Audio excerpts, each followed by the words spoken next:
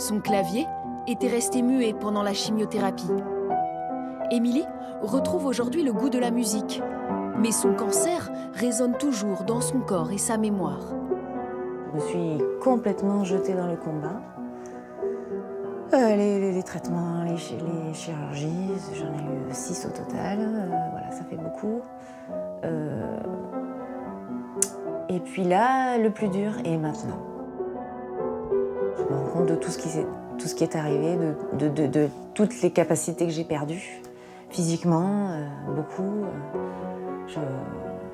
Je réapprends à vivre avec mon nouveau corps qui a ces capacités que je ne connais pas, donc je cherche. Et donc c'est le plus difficile, c'est maintenant. Mais Émilie n'est pas seule. Comme chaque semaine, elle retrouve Adriana, l'une de ses nombreuses copines de chimio. Hello. Ça va, belle. Ouais. C'est belle pro, je pense pas. Ouais, toi aussi. On se connaît depuis finalement 1 an et demi. Hein. Et voilà, on se quitte plus. On va dire que ça m'a soulagée physiquement et moralement. Car ensemble, elles ont choisi le sport pour mieux guérir. Des activités prescrites plusieurs fois par semaine. Cet après-midi, direction Cassis pour découvrir le rugby. Alors on va attaquer ce qui est cohésion d'équipe avec un petit relais, avec un parcours, on va dire un parcours santé, on va dire ça comme ça. Le sport adapté, comme on l'appelle, déverrouille sans faire mal. Quand les corps peuvent moins, il stimule ses muscles mis à l'épreuve par trop de traitements et de médicaments. Une révélation pour beaucoup de ces femmes. Alors, je ne suis pas du tout sportive à la base.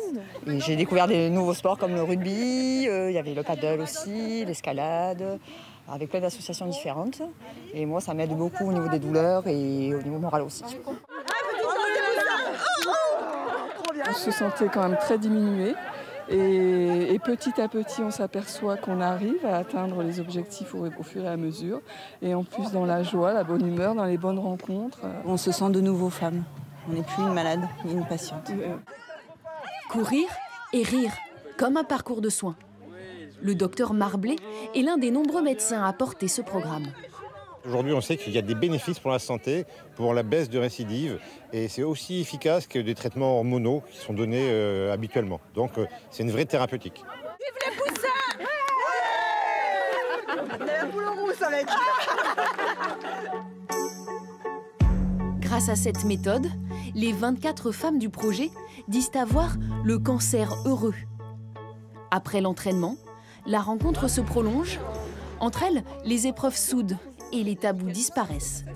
Et cette notion de sororité, de soutien entre femmes, c'est quelque chose vraiment de très très fort, que moi j'ai découvert et qui est assez extraordinaire, quoi. Émilie et les autres ont désormais un autre objectif que la guérison. Leur force retrouvée, elles iront toutes ensemble, loin de chez elles, dans les Alpes, tenter de gravir leur premier sommet, un 4000. Je pense que ce sera une renaissance.